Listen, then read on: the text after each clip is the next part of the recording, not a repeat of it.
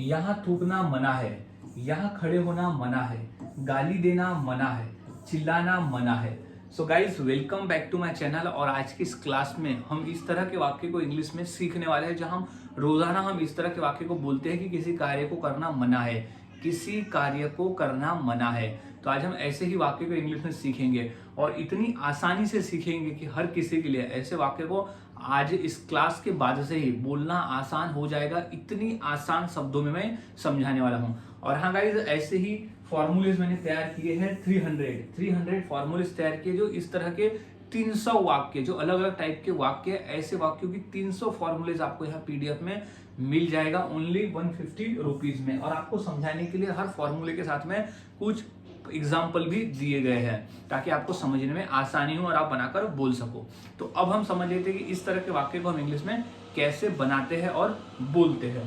तो सबसे पहला हमारा है कि समझना फॉर्मूले को, कि वो कौन सा फॉर्मूला है जिसके आधार पर हम आसानी से ऐसे वाक्य को समझकर बोल सकते हैं। तो सबसे पहले फॉर्मूला कहता है इट इज फॉरबिडन टू। सबसे पहले हमें इट इज फॉरबिडन टू लगाना है, जिसी उसका ही मतलब होता है मना है। It is forbidden to, it is forbidden to, it is forbidden to का ही मतलब होता है कि मना है। इसी वाक्य को, इसी शब्द को रट लेना है कि यही कॉमन रहेगा हर वाक्य में। It is forbidden to, it is forbidden to, it is forbidden to. अब V1 यानी क्रिया। अब क्रिया यानी होता है कार्य। सो वो कौन सा कार्य है जो कि करना मना है, वो हम V1 में लिख देंगे। इट इज फॉरबिडन टू के बाद वो कार्य लिख देंगे जो मना है, जो सिचुएशन के हिसाब से बदलेगा। जो भी हमें सिचुएशन के अकॉर्डिंग कहना है वो आ जाएगा V1 में। अब प्लस ऑब्जेक्ट बचा हुआ भाग। तो कंप्लीट फॉर्मूला क्या कहता है, it is forbidden to V1 plus object, यानी मना है। अब हमने फॉर्मूला समझ लिया। अब फॉर्मूले के आधार पर हम वाक्य को इंग्लिश में बनाना सीखते हैं। तो सबसे पहला हमारा वाक्य है कि यहाँ थूकना मना है।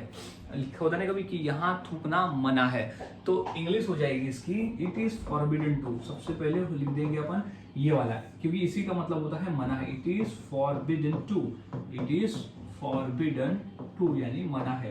तो इट इज फॉरबिडन टू, मना है क्या करना, यहाँ थूकना।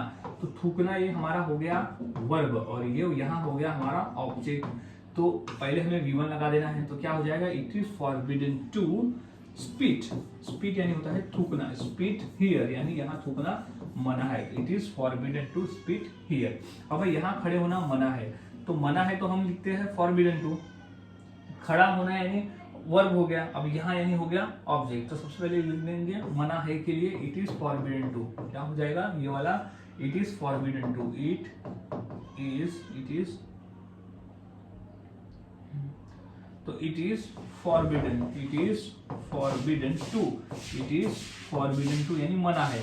अब क्या करना मना है, तो यहाँ खड़े होना। तो खड़े होना को हम इंग्लिश में stand. It is forbidden to stand, कहाँ, यहाँ। तो it is forbidden to stand here यानी यहाँ खड़े होना मना है। It is forbidden to stand here. तो इस तरह से वाक्य बनते हैं। कुछ और वाक्य देख लेते हैं और आसानी से समझने के लिए, क्योंकि जितना अधिक आप वाक्यों की प्रैक्टिस करोगे उतना आपके लिए आसान हो जाता है। तो अब है कि गाली देना मना है, तो क्या हो जाएगा, इट इज फॉरबिडन टू। तो सबसे पहले हम लिख देंगे मना है के लिए it is forbidden, it is forbidden, it is forbidden to यानी मना है। क्या है, गाली देना। तो it is forbidden to abuse यानी गाली देना मना है। It is forbidden to abuse. अब है चिल्लाना मना है।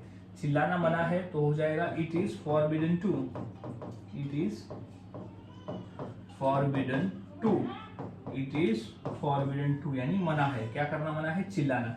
अब यहाँ पर वर्ब क्या है हमारा, चिल्लाना। अब इसमें ऑब्जेक्ट और जोड़ देते हैं, तो हम ये बोल देते हैं कि वहां चिल्लाना मना है। तो वहां अगर हम लिखते हैं यहाँ पे, तो it is forbidden to shout. पहले तो चिल्लाना के लिए क्या हो जाएगा, शाउट, शाउट। अब कहाँ चिल्लाना मना है, तो वहां, तो देयर, इट इज देयर यानी वहां चिल्लाना मना है। It is forbidden to shout there यानी वहां चिल्लाना मना है। तो इस तरह से वाक्य बनाए जाते हैं और बोले जाते हैं। कुछ और वाक्य देख लेते हैं, जैसे कि यहाँ बैठना मना है। यहाँ बैठना मना है, तो मना है के लिए क्या आ जाएगा, इट इज फॉरबिडन टू। तो सबसे पहले हम लिख देंगे कि it is forbidden to, it is forbidden to यानी मना है। इट इज फॉरबिडन टू यानी मना है। क्या करना मना है, बैठना। यहाँ बैठना, तो बैठना हमारा V1 है, तो V1 में क्या आ जाएगा, it is forbidden to sit. अब कहाँ, यहाँ, तो it is forbidden to sit here यानी यहाँ बैठना मना है। अब वहां जाना मना है, वहां जाना मना है, तो सबसे पहले क्या आ जाएगा, इट इज फॉरबिडन टू। तो it is forbidden, it is forbidden to यानी मना है, क्या करना मना है, वहां जाना। तो जाना क्या है हमारा V1, तो हम सब लिख देंगे V1। तो it is forbidden to go, कहाँ, वहां, तो there, it is forbidden to go there यानी वहां जाना मना है। सो गाइज इस तरह से वाक्य बनाए जाते हैं और बोले जाते हैं, काफी आसान है, बस आपको फॉर्मूले को याद में रखना होता है।